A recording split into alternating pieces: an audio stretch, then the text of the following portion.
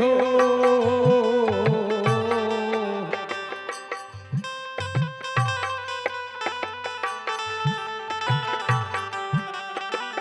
धर्मराज बाबा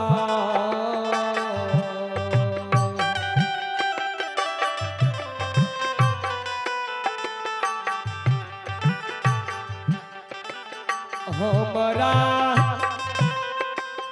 या चमितिए हे योगा नागा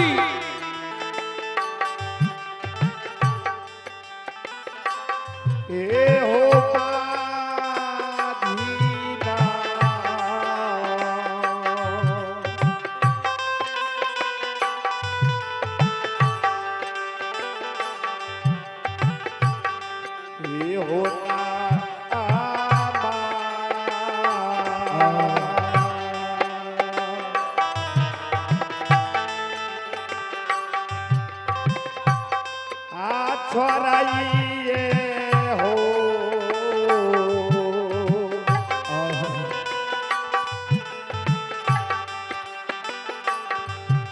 धर्मराज बाबा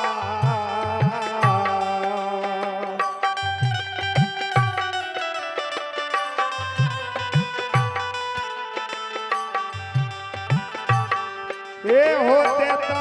हो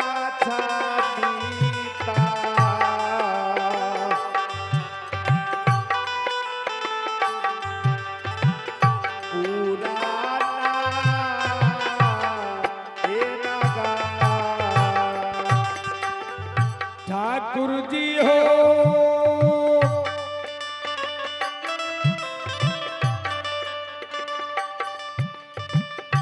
ये गो कोनो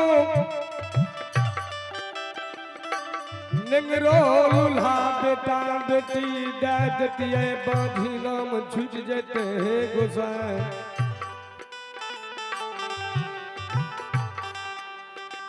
गोसाई बाबा सरज करे रहे संजोग धर्मराज बाबा को जे महावीर जी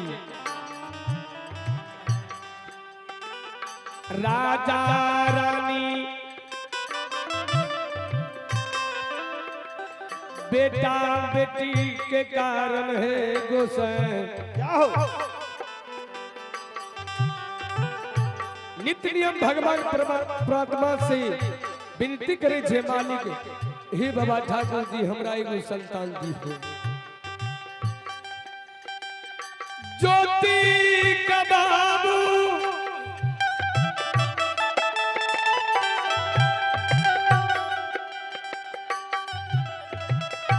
के दली जाइयो महावीर जी राजा रानी के चला सापन देवे हे राजा रानी आइए जाही